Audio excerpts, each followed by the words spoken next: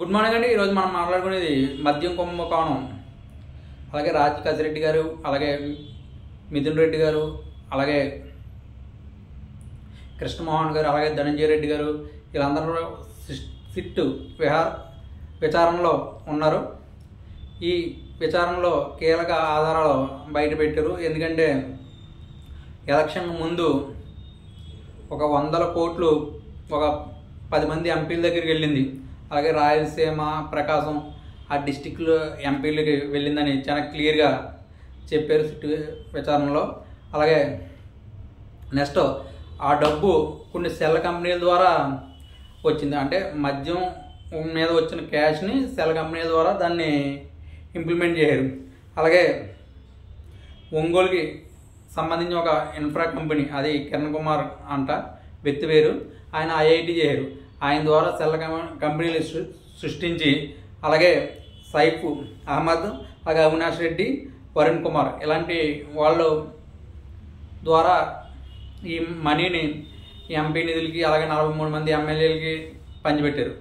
అలాగే ఈ డబ్బు మొత్తం అప్పుడు ఐపాక్ టీము హ్యాండిల్ చేయండి. ఈ డబ్బు మొత్తం ఐపాక్ టీం ద్వారా మొత్తం ఆ నియోజకవర్గాల ఐపాక్ టీమే పంచిపెట్టింది. కానీ ఎక్కువగా ఈ సెల్ కంపెనీ ద్వారా వచ్చిన 100 కోట్లని ఇలా ఎంపీలు కింద ఉన్న ఎమ్మెల్యేలు ఉంటారు కదా, వీళ్ళందరూ ఇప్పుడు ఒక ఒంగోలు పరిధిలో ఎంతమంది ఎమ్మెల్యేలు ఉన్నారో వీళ్ళందరికీ ఇవ్వడం, ఇవన్నీ ద్వారా వెళ్ళిన సిట్ విచారణలో తేలింది. అలాగే దీని మీద సమగ్ర సర్వే ఇంకా జరుగుతుంది. అలాగే రాజ్ కసిరెడ్డి ఇంకా వ్యక్తులను చెప్పారు కదా, ఆ వ్యక్తులు కిరణ్ కుమార్ రెడ్డి కానీ, సైఫ్ కానీ, అలాగే చాణక్యని చెన్నైలో పట్టుకున్నారంట. ఇలా వీళ్ళందరూ కూడా దుబాయ్ పారిపోయారు. కానీ ఒక్క వ్యక్తి మాత్రం చాణక్య అన్న వ్యక్తిని చెన్నై ఎయిర్పోర్ట్లో పట్టుకుని ఇప్పుడు విచారణలో చేస్తున్నారు. అలాగే నెక్స్ట్ ఇలాంటి వ్యవహారాలు ఇంకా ఎక్కువగా ఉంటాయి.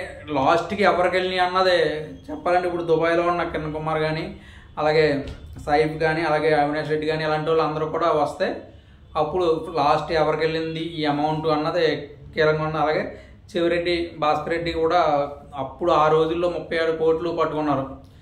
కృష్ణా జిల్లా గరికపాడు దగ్గర చెక్ పోస్ట్ దగ్గర ఎక్కడ పట్టుకుంటే అవి చెవిరెడ్డి భాస్కర్ రెడ్డి అన్నట్టుగా అంటున్నారు.